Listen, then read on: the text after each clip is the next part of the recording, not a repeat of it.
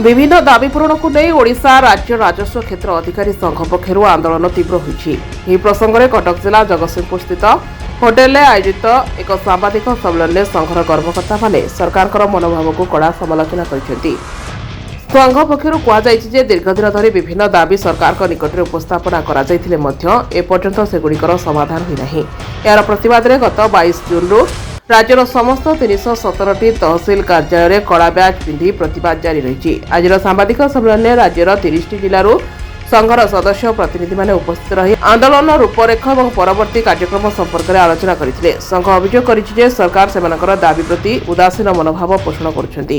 एपरि स्थिति जदि शीघ्र दाबीगुड़िक पूरण न करा जाए तेबे आसंता 1 जुलाई 2026 ठारू राज्यव्यापी समस्त राजस्व क्षेत्र अधिकारी सामूहिक छुट्टी जिबे बोली चेतावनी दैछंती। आपण माने जानिचंती जे राजस्व निरीक्षक कार्यालय होची राजस्व विभाग तृणमूल कार्यालय जेति की विभिन्न प्रकार राजस्व सेवा प्रदान करा जाउची से राजस्व आरआई कार्यालय माध्यम रे ही प्रदान करा जाय। किंतु वास्तव चित्र आपण मानक आगरे मु आपण रखिया चाहूची जे हम राज्य रे 317 तहसील रे 2721 आरआई सर्किल अछि।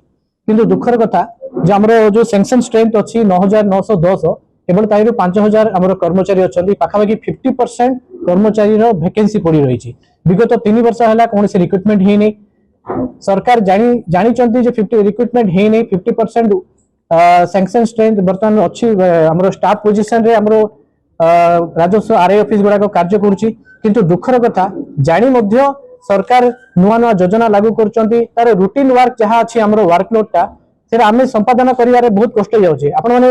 आपण जणियाबो चाहूची जे 46% आरआई ऑफिस रे केवल जणे मात्र हमरो सिंगल आरआई किंबा एआरआई हमरो कार्यरत अछंती।